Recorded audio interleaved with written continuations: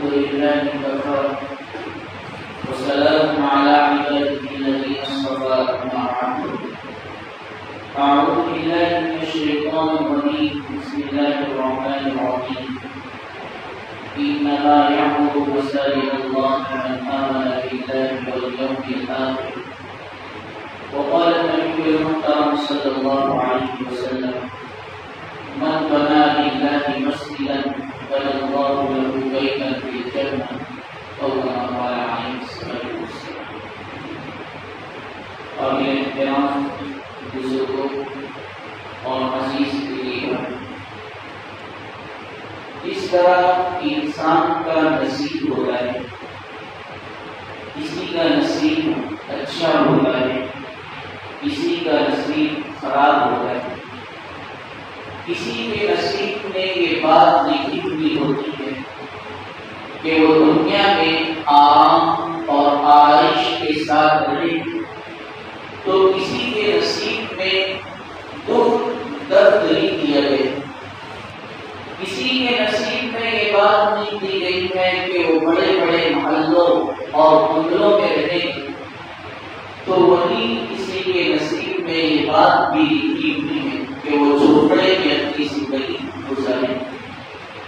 کسی کے نصیب میں یہ بات لکھی ہوئی ہے کہ اس کے یہاں مال و دولت کی ریل پیر ہو، تو کسی کے نصیب اور حصے میں تھوڑی بوڑی ملی ہوئی. یہ دنیا کا دستور. ٹھیک اسی طرح زمینوں کے بھی نصیب ہے. کسی زمین کے حصے میں یہ بات لکھی ہوئی ہے کہ اس جگہ فلاں کا گھر ہو، اس جگہ فلاں کا گھر ہو، اس جگہ مندر بنائی جائے، اس جگہ گرجا گھر بنایا جائے. اور جس زمین کا نصیب سب سے اونچا ہوتا ہے، سب سے بلند ہوتا ہے، سب سے عظیم الشان ہوتا ہے، اس زمین کے حصے میں یہ بات لکھ دی جاتی ہے کہ یہاں مسجد اللہ کا گھر تعمیر ہو. پھر یہی مسجد ملت اسلامیہ کے لیے مسلمانوں کا ایمانی، اسلامی اور روحانی مرکز ہو. یہاں اللہ کی یاد سے دلوں کو گرمایا جاتا ہے، سینوں میں معرفت حق کی آگ لگائی جاتی ہے.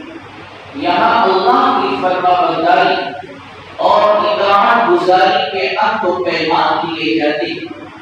یہاں آ کر مسلمان اللہ کی عبادت کرتے ہیں. یہاں امن و امان کا درس دیا جاتا ہے.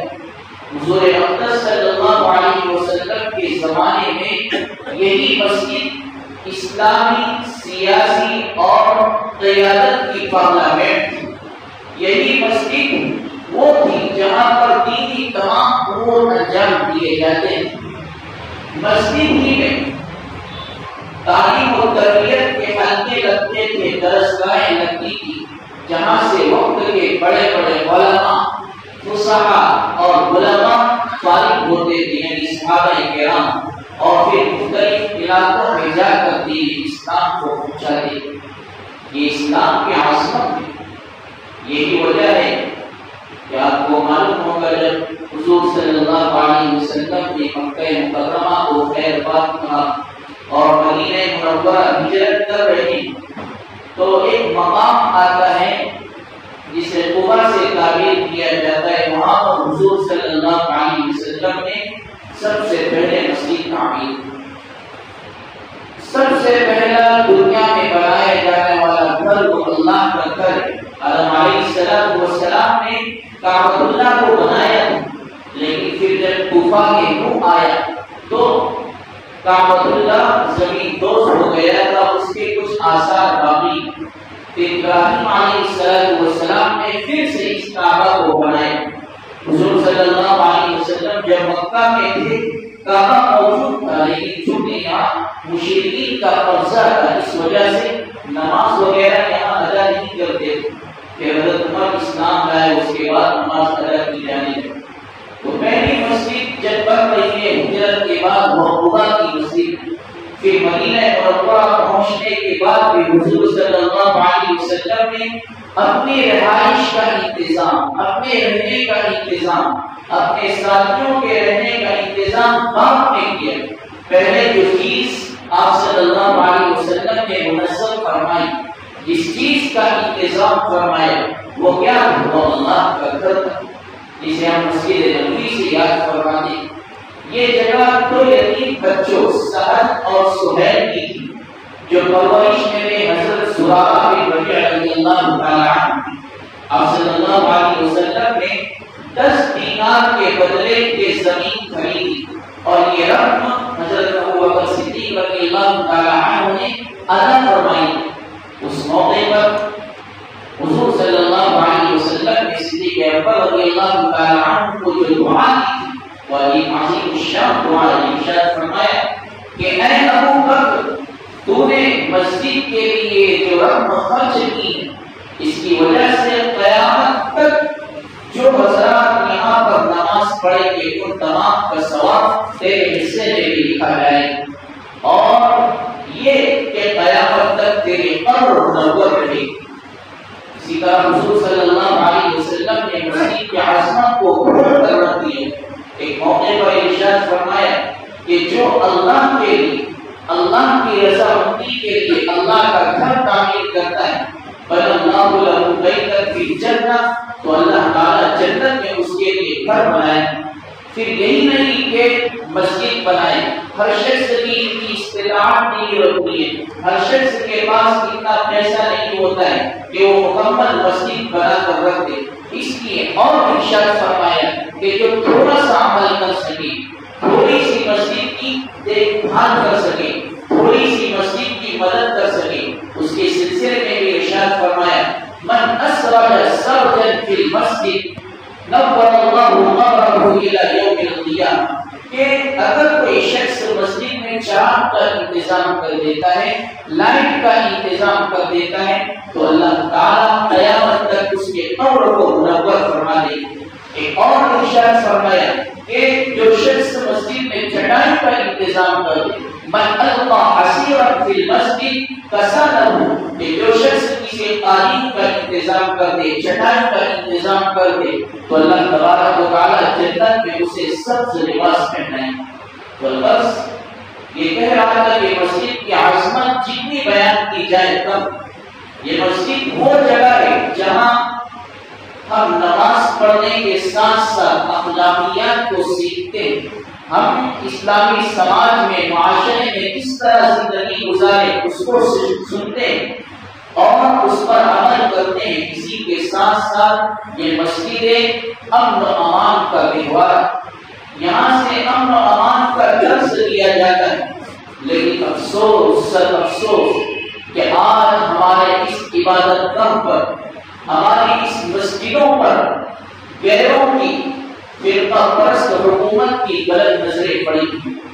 آپ دیکھ رہے ہیں کہ آئے دن ہماری مساجد کے سلسلے میں یہ لوگ دعویٰ کر رہے ہیں کہ یہاں پر مورتیاں گاڑی گئی، یہ پہلے مندر تھی، لہذا ان زمینوں کو کھولو، اگر مورتی نہ نکلے تو ہم مان جائیں گے کہ آپ کی مسجد ہے، اور اگر مورتی کے ملبے نکل جائے، اس کے پتھر نکل جائے تو ہم کہیں گے کہ ہماری مندر۔ آپ نے دیکھا کہ چند سال قبل بابری مسجد کے سلسلے میں بھی یہ بات آئی تھی۔ بابری مسجد کے سلسلے میں جب بات چل رہی تھی سپریم کورٹ میں اور اس موقع پر دلائل پیش کیے جا رہے تھے، تو تمام دلائل ہمارے موافق، تمام دلائل اس بات پر شاہد تھے کہ یہاں پہلے سے مسجد تھی، مندر نہیں بنائی گئی، لیکن دلائل کو ایک طرف رکھ دیا گیا، بس اکثریت کی بھاوناؤں کو ٹھیس نہ پہنچے، اکثریت ہندوؤں کی ہے، ان کے دل و دماغ کو، ان کے قلب کو ٹھیس نہ پہنچے، بس کسی کے پیش نظر ہندوؤں کے حق میں فیصلہ سنا دیا گیا اور بابری مسجد کی زمین ان کو دے دی۔ ہمارے ہاتھ سے بابری مسجد چلی گئی، لیکن فرقہ پرست حکومت نے صرف اسی پر اکتفا نہیں کیا، آج کی مساجد پر وہ لوگ دعویٰ کر رہے ہیں۔ بنارس کا نام آپ نے سنا ہوگا، یوپی کا مشہور معروف شہر، جسے آج وارانسی سے یا کاشی سے تعبیر کیا جاتا ہے۔ وہاں کی ایک مسجد ہے گیان دوابی مسجد، اس مسجد پر بھی آج حکومت کی جانب سے دعویٰ ہے، پیروں کی جانب سے دعویٰ ہے کہ یہ مسجد نہیں مندر ہے۔ پہلے مندر تھی، مندر کو اورنگزیب نے توڑا اور اسے مسجد بنائی۔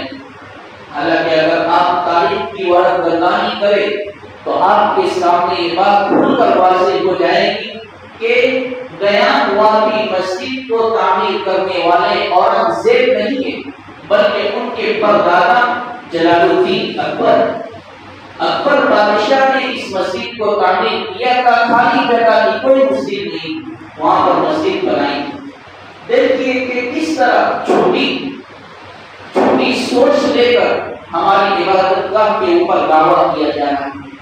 حالانکہ اورنگزیب کی شخصیت پر جو یہ لوگ داغ لگا رہے ہیں، آپ کیا جانے اورنگزیب عالمگیر رحمۃ اللہ علیہ کی کیا شخصیت، ان کا مزار آج بھی خلدآباد کے اندر موجود ہے۔ اورنگزیب عالمگیر رحمۃ اللہ علیہ مغلیہ سلطنت کے بادشاہ ہیں۔ مغلیہ دور بڑا ہی عظیم الشان شاندار دور گزرا ہے، جس کے بانی رہے زہیر الدین بابر۔ انہی کے نام سے بابری مسجد بنائی گئی تھی، انہوں نے تعمیر کی تھی بابری مسجد۔ زہیر الدین بابر کے بیٹے ہمایوں کے بیٹے ہیں جلال الدین اکبر، جلال الدین اکبر کے بیٹے جہانگیر کے بیٹے شاہ جہاں، جنہوں نے تاج محل بنوائے، اور شاہ جہاں کے بیٹے اورنگزیب عالمگیر رحمۃ اللہ علیہ۔ ان مغلیہ بادشاہ میں سے سب سے شاندار حکومت جو چلائی وہ اورنگزیب رحمۃ اللہ علیہ۔ 50 سال تک ہندوستان پر اورنگزیب عالمگیر رحمۃ اللہ علیہ نے حکومت کی، اور ان کے کارنامے بھی بڑے عظیم الشان ہیں۔ آج ہم میں سے کتنے ایسے لوگ ہیں کہ اپنی پوری زندگی کرائے کے گھر میں گزار دیتے ہیں، رہنے کا مقام نہیں ہوتا ہے۔ انہوں نے کیا انتظام فرمایا؟ اورنگزیب عالمگیر رحمۃ اللہ علیہ کے دور میں کوئی ایسا خاندان کا کوئی فرد ایسا نہیں تھا جس کا اپنا ذاتی مکان تھا۔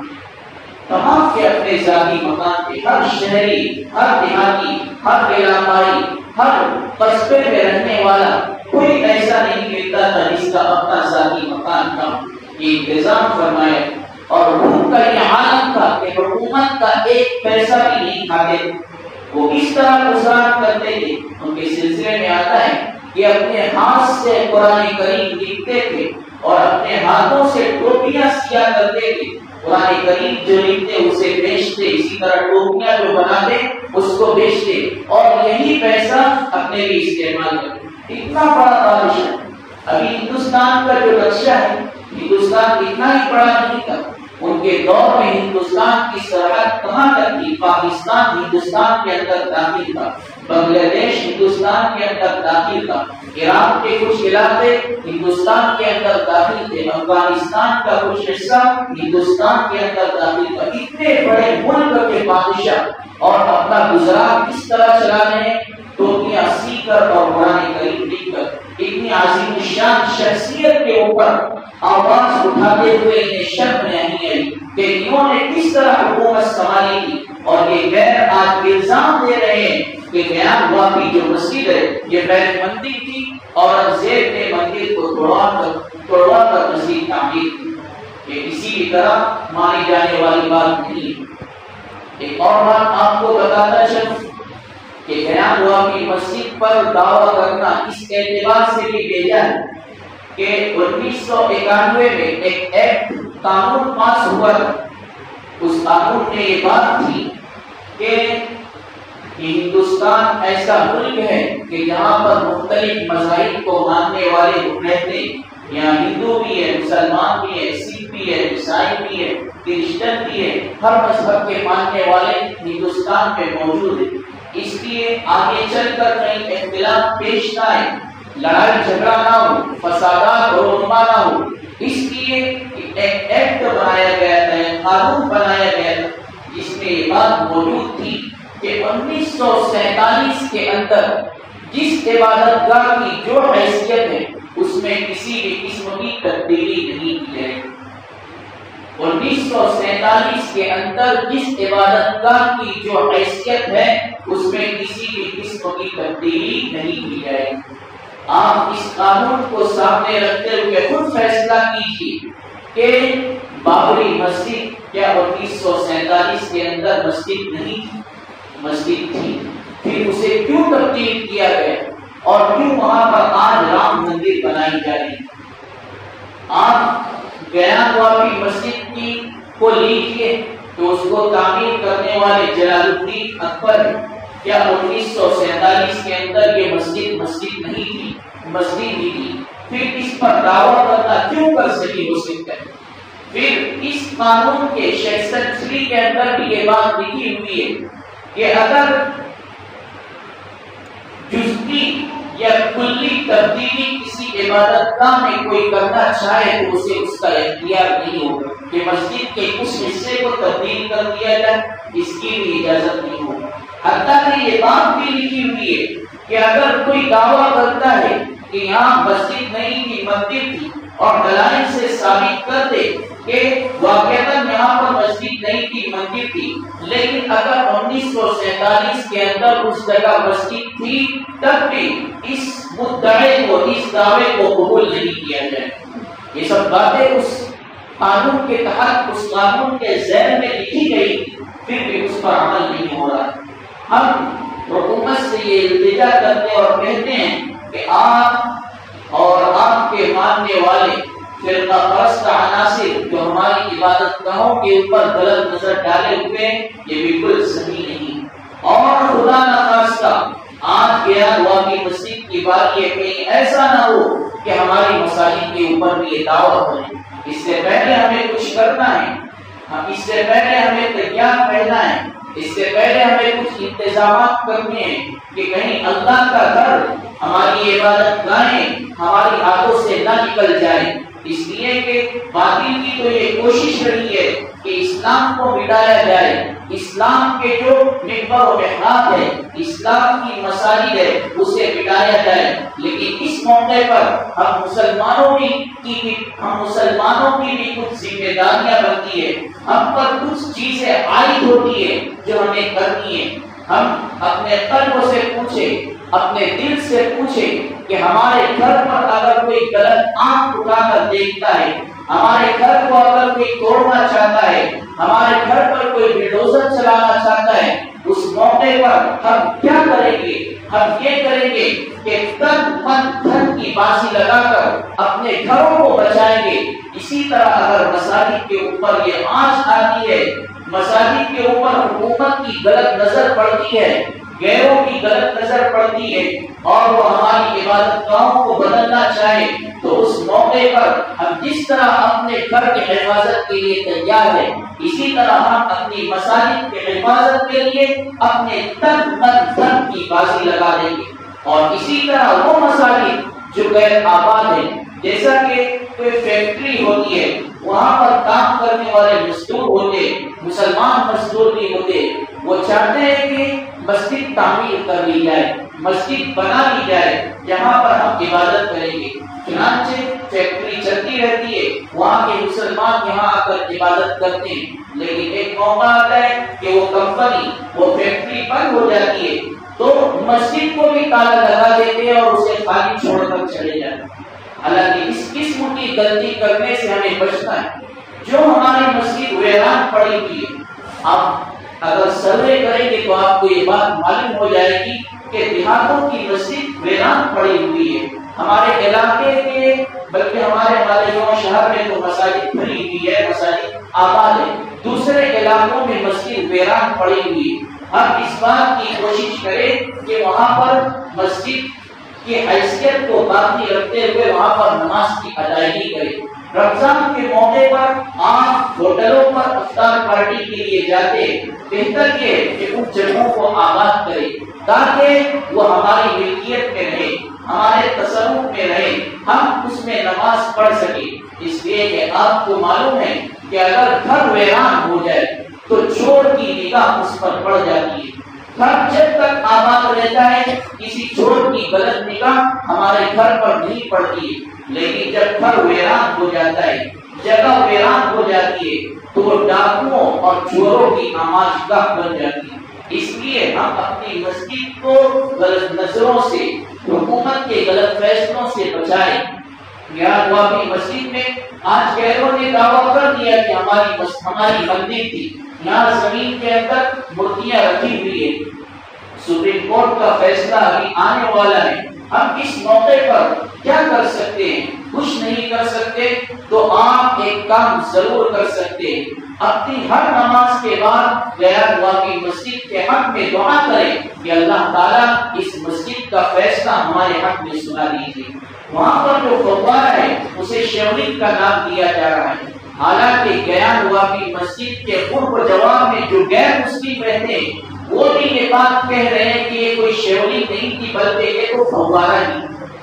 آپ دیکھیے کہ ان کے غیر بھی اس بات کو کہہ رہے ہیں کہ مسلمانوں کی جگہ ہے، مسلمانوں کے جو چیزیں فوارے وہ بھی مسلمانوں کے، لیکن حکومت اور شر پسند عناصر کی غلط نگاہیں اس کے اوپر ٹکی۔ تو ہم اس موقع پر ضرور دعا کرتے رہیں۔ اور ایک کام یہ کہ ہم میں مسلمانوں میں بہت سے قانون داں حضرات ہیں، قانون کو جاننے والے۔ آپ جانتے ہیں کہ مسلمانوں کے پاس اتنے پیسے نہیں ہیں کہ مسلمان وکیلوں کی بھاری بھرکم رقم دے کر وکیل خریدے اور اپنی مسجد کے لیے انہیں چنے اور ان سے اپنا فیصلہ کروائے، اتنی رقم نہیں ہے۔ اس لیے جو حضرات قانون داں ہیں، جن کو قانون کی کچھ سوچ سمجھ ہے، اسی طرح وکلا حضرات جو مسلمان ہیں، ان سے ادب التماس ہے کہ وہ اپنی آخرت کے لیے، اللہ کی رضا جوئی کے لیے اس فیصلے کو اپنے اوپر لے۔ آپ جس اعتبار سے بھی مدد کر سکتے ہیں مدد ضرور کریں۔ آپ یہ نہ سوچیں کہ اگر میں اس فیصلے کو اپنے اوپر لیتا ہوں تو مجھے تو کچھ پیسہ ملنے والا نہیں ہے۔ آپ نے حدیث سنی، میں نے آپ کے سامنے بیان کی کہ مسجد کی مدد کرنا کسی بھی اعتبار سے ہو۔ مسجد ہم نے بنا لی، ہم نے مسجد بنائی اینٹ کی، سیمنٹ کی، اگر ہم مسجد بنا دیتے ایسی تو اللہ تعالیٰ کیا انتظام فرمائیں گے؟ اللہ تعالیٰ جنت میں محل بنائیں گے اور اس کی اینٹ سیمنٹ کس کی ہوگی؟ مشک عنبر کی ہوگی، اس کی اینٹیں کس کی ہوگی؟ سونے چاندی جواہرات کی اس کی اینٹیں ہوگی۔ ایسا محل اللہ تبارک و تعالیٰ ہمارے لیے تیار کریں گے۔ اسی طرح چٹائی بچھا دے، اس کے لیے اللہ تبارک و تعالیٰ جنت کا سبز لباس اسے عطا کریں گے۔ کوئی روشنی کا انتظام کر دے، اللہ تبارک و تعالیٰ قیامت تک اس کے قبر کو منور کریں گے۔ ٹھیک اسی طرح اگر ہم ہماری مسجد جو ہمارے ہاتھوں سے جا رہی ہے اس کے لیے لڑیں گے تو آپ اس بات کا یقین کیجئے کہ اللہ تبارک و تعالیٰ آپ کو ضائع نہیں فرمائے گا۔ آپ کے لیے اللہ تبارک و تعالیٰ جنت کو انشاءاللہ پھر سے کر دے گا۔ اس لیے ہماری مساجد کے خلاف جو غلط نظریں پڑی ہوئی ہیں، ہم ان غلط نظروں کو اور ان غلط دلائل کا جواب دیں۔ ہم اپنی طرف سے پوری کوشش کریں اور اس بات کی بھی کوشش کریں کہ ہم مسجد کو آباد رکھیں گے۔ مسجد کو آباد رکھنا صرف یہی نہیں ہے کہ اس کی تعمیر کر دی جائے، مسجد کی آبادی میں یہ چیز بھی داخل ہے، انما یعمر مساجد اللہ من آمن باللہ والیوم الآخر واقام الصلاۃ وآتى الزکاۃ۔ یہ مسجد کی تعمیر تو وہ لوگ کرتے ہیں، ان لوگوں کے حصے میں مسجد کی تعمیر کو لکھ دیا جاتا ہے جو نماز قائم کرتے ہیں، جو زکات دیتے ہیں۔ اس لیے ہم یہ نہ سمجھیں کہ نماز پڑھنا صرف رمضان کے لیے خاص ہے، روزے رکھنا رمضان کے لیے خاص ہے، قرآن کی تلاوت رمضان کے لیے خاص ہے، بلکہ ہم اپنے آپ کو اس بات کا پابند بنا لیں کہ ہم ضرور انشاءاللہ ثم انشاءاللہ تمام نمازیں جماعت کے ساتھ اپنے محلے کی مسجد میں پڑھیں۔ تو تمام حضرات اس کا تہیہ کرتے ہیں، ہم اپنی مسجد کو آباد رکھیں۔ کل اس مسجد کی باری ہے، اگر ہم نے اس مسجد کو ویران چھوڑا تو کہیں ایسا نہ ہو کہ ہماری یہ مسجد کے ہاتھ سے چلی جائے۔ اس لیے جو مسجد ابھی پینڈنگ میں ہے اس کے سلسلے میں فیصلہ آنا باقی ہے۔ گیان واقعی مسجد میں صرف 15 سے 20 لوگوں کو نماز پڑھنے کی اجازت، باقی اس کے اندر کسی کو جانے کی اجازت نہیں۔ بہت افسوس کی بات ہے، اتنی پرانی مسجد جلال الدین اکبر کی بنائی ہوئی مسجد ہے جسے 500 سے 600 سال گزر گئے، آج وہ مسجد ہمارے ہاتھ سے لی جا رہی ہے۔